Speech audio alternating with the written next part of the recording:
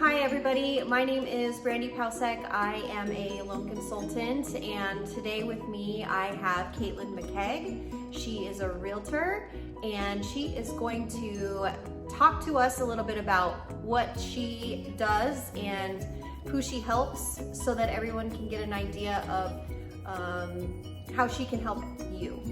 So Caitlin, tell us a little bit about yourself. Sure. Well, thank you for interviewing me. So I am a real estate broker. I've been in real estate about 4 years now. I have a team of 2 agents, and that is a growing team, hopefully. I serve both buyers and sellers in the Phoenix metro area. We help folks in all of the suburbs, pretty much, everything from Queen Creek to Cave Creek, and Goodyear and Buckeye and all around. And so we work with a lot of first-time home buyers, move-up buyers, and sellers of all different stages, pretty much. And how about yourself personally? Who are you? Well, that's me. That's it. Yes, so I am, let's see, where do I even start? I have 2 dogs and a husband. We'll throw him in there too. How long have you been married? 4 years. All right. Just over 4 years, yep. And we live in the Moon Valley area. Nice little place to live, if you ask me. Are you a native to Arizona? I am, yes. Awesome. From the Tucson area Okay. originally, so I've been in Phoenix about 12 years now. Awesome. Yeah. All right. And you told us a little bit about your business and your team. Yes. What is your team's name? We are the Desert Dreamers Real Estate Team. I love it. Yeah. All right. And so tell us a little bit about maybe 1 or 2 of your absolute favorite or most memorable families that you've helped. That's a really good question. I will say, let me think here.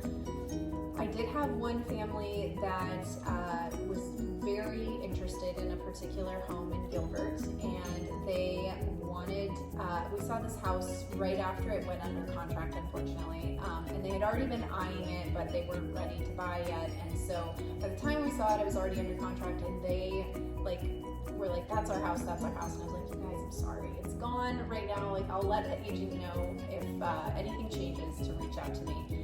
And sure enough, 2 weeks later, that buyer had backed out and we were next in line. And so they ended up getting the house, and I, to this day, say that they willed it to reality for themselves, because there was no chance, I think it was 2, maybe 3 weeks later, there was no chance that anything was gonna change. Sure.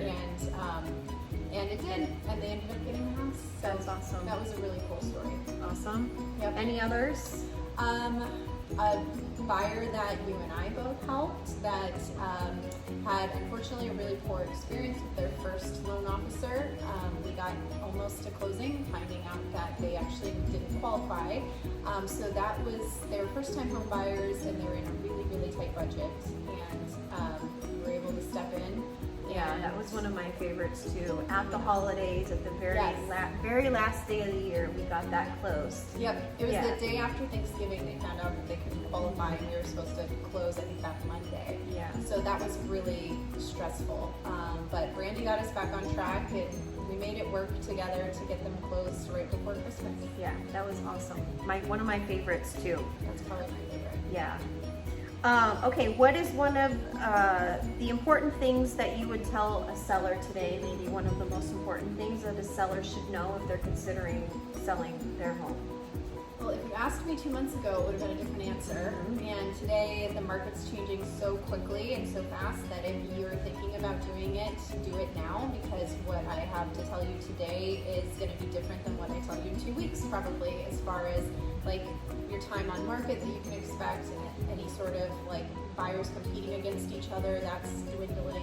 So most important thing I would say is if you're on the fence, then you need to really decide now, or decide to wait it out, because if you want to sell in the near future, I don't know what that looks like at this point. Got it. And a few months ago, I could have told you reasonably where I think we'd be headed, and there wasn't all that much change, but there's a lot of change every day.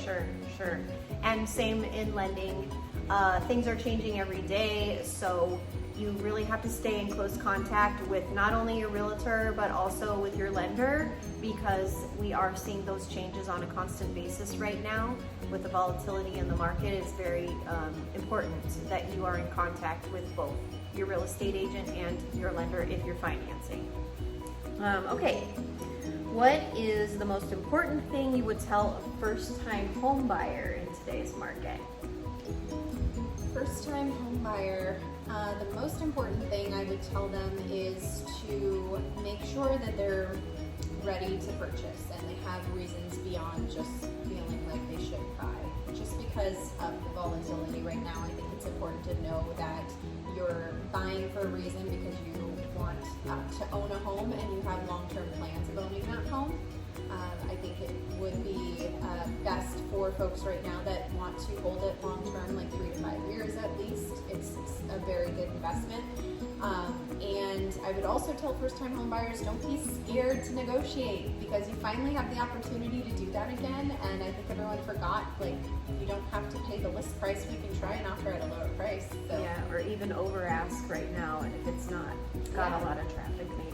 Yeah, even that would be fantastic. We're just seeing a whole lot of, buyers coming in or not offering because they don't think they can pay the list price, and then sellers are like, hey, I'd like an offer. So yeah, so that's great news for buying right now, is that you do have the ability to possibly negotiate. So great. What would you tell a real estate investor who is either selling or buying right now? Would it be different? I would. I think it depends on what kind of investment you're buying. So if you're buying to flip a property, I don't know that now is the best time to take that risk unless you really, really know what you're doing. And if you're buying to hold long-term for a renter, that I think would be a good investment at this point in time. If you're buying for short-term rentals with a recession on the horizon, I don't know. So yeah, I think it depends on what the investment purpose is, and that advice would be different for investors than homeowners. And we can definitely help with any sort of cash flow questions you may have.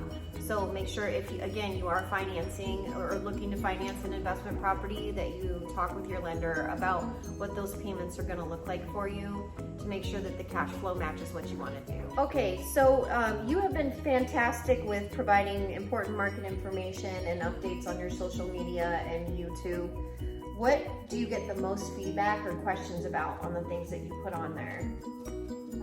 Usually the most questions that I get are about what's going on in the market right now.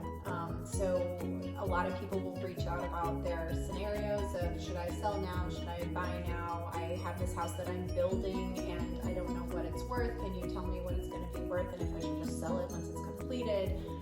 Most questions I get are about the market and asking for my opinion on how they should proceed, which is always a really hard question to answer because everyone's situation is different. Sure. But that's the most outreach that I get. Okay, gotcha. And Caitlin really is fantastic on social media, so we'll make sure that you have all of the links to her social, and so you can check out all of her information. She's fantastic, especially those market updates that you do on Mondays are really good. Yeah. All right, what is your opinion about buying and selling in today's market, just in general? Is it good? Is it bad? It's a loaded question.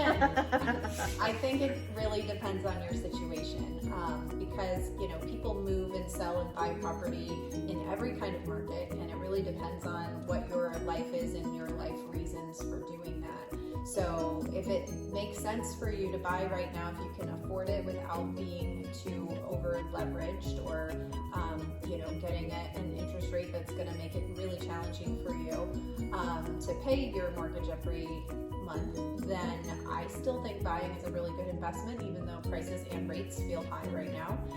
If you're going to hold for the long term, real estate's always proven to appreciate over time. So I don't think that we're going to be in a situation where 2008 happens again. That was really a one-off in terms of how much prices fell, and even if there is a correction, I just don't see it being that catastrophic. So in the long term, I think you're just fine as a buyer, and as a seller, I think your home will continue to appreciate even if we do squiggle along the way. So holding on to property, I think, is always good, but if you're trying to sell, to be able to upsize, downsize, whatever for your lifestyle, you know, that's going to dictate what you end up doing. So it is still a good market to buy and sell if you have the right reasons, and as long as you're not, as long as you can afford to do so. Sure. And we'll absolutely make sure that's the case, right? Yeah. So, yes, if you're ready, then let's talk, get you going on pre-qualification. And like Caitlin said, I agree, we are not going to see a crash. We are seeing the good deals people have been waiting for right now. And that might go away as we possibly enter into a recession. Recessions are fantastic for interest rates. We see those interest rates improve. And so if you buy now, you get to gain that appreciation down the road. And then we can possibly get you into a better rate down the road as well with a refinance. So if you're ready, we should talk now. It's a great time. Okay, so sometimes personal experience with buying and selling real estate is important to people, just kind of so they know that you've actually done yourself what they're doing. So would you mind sharing a personal experience that you have with buying and selling real estate? Sure.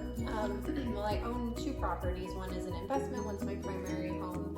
And with both situations, they were very different because I bought at different times in different markets.